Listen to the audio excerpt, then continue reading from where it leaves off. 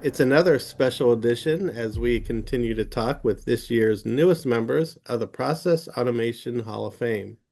Of course, I'm Len Vermillion, editor-in-chief of Control Magazine and ControlGlobal.com. And with me is Peter Morgan, who had a long career and distinguished career working with companies such as Syncrude in Canada and now Control Systems Design Services. Also, a lot of work with ISA. So, we're going to talk about all of that. But before we do any of it, Peter, welcome and congratulations on being named to the Process Automation Hall of Fame. Well, thank you, Len. I'm quite honored to be admitted to this august group of Yeah.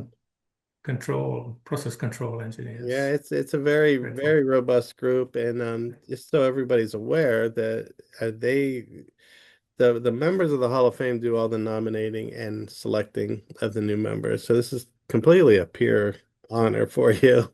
So just wanted to make you aware of that. Great. And so what we're going to do here today is we're going to get to know Peter, and we're going to get to know about his career and how he got into control engineering and so forth. So why don't we go back, Peter, and kind of start at the beginning, so to speak. And so How how far back do you want to go?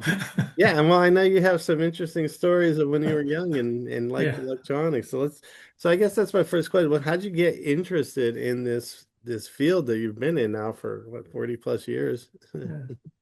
I suppose always was a bit of a nerd, Oh, and as a youngster, mhm. I was always interested in electronics. My ambition was to be an electrical engineer, Hmm. and I do remember. I don't remember many things, when I was really young, but I remember going to get my first germanium transistor, an OC71, um, which you can just still get on eBay, apparently, Okay. but to boost the output of the crystal radio that I put together with the help of my father. Uh, But so it was an early ambition, perhaps genetic even, but in my mind then, of course, I had no notion of what a control engineer was. right.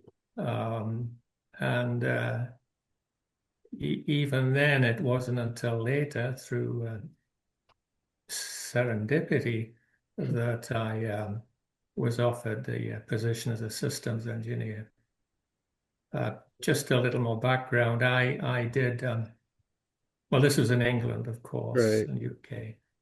And I did what was referred to as a student apprenticeship with Right. the, can I mention the name? The Yeah. Central Electricity Generating Board, Right. the national utility company. And so it's equivalent to a co-op program. Mm, And through that, they sponsored me through my undergraduate degree, which was a BSc honors electrical engineering. I uh, I was sponsored by the CGB, hmm. and in in my first position as a young professional, I was attached to a very large thermal power plant.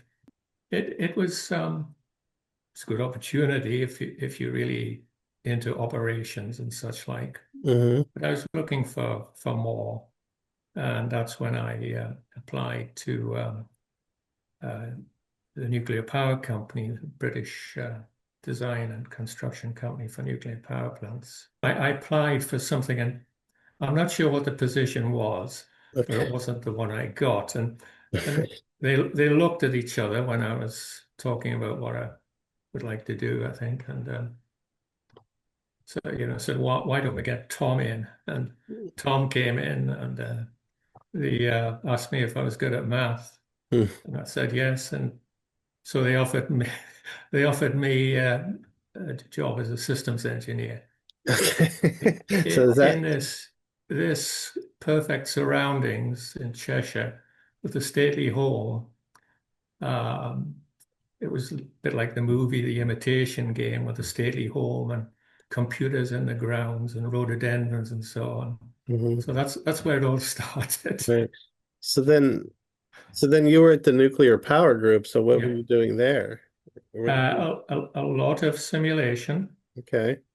using for control systems analysis, Hmm.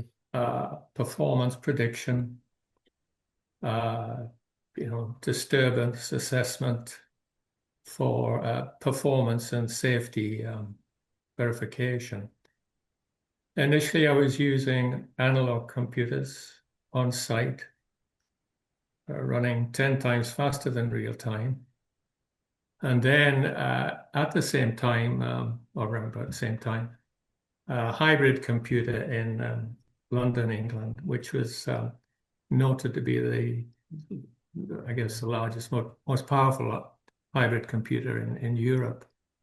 So, so then I understand, and around around the 80s, you came across the ocean to Canada. Across the pond, yes, part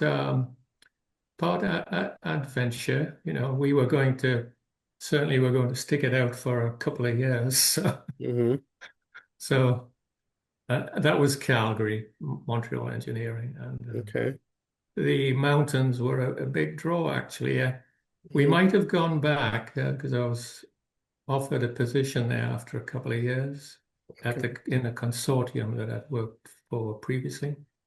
But then I'd been skiing with colleagues, cross-country skiing in the mountains a couple of days before, and I knew when I got there it wasn't going to work out. But Mm. they did offer that, surprisingly. I went through the interview and I was offered the position, but it was still in Canada. For those of you that follow Control, you've probably seen Peter's Yep. name in our magazine and on our website. He's authored a number of features or articles for us Yeah. and ISA and probably other people. So, but in your with your consulting, what do you who are you consulting for? I mean, what kind of work have you been Uh, doing with that? so I control systems design, some for my former employers, Syncrude Canada. Hmm.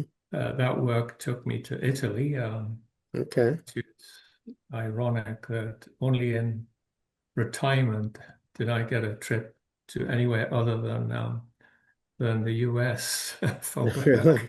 But that was to Florence in Italy.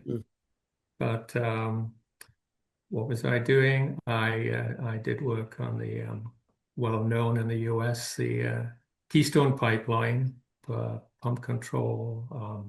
The work at the University of Alberta here in Edmonton on several modernization projects, burner management replacement,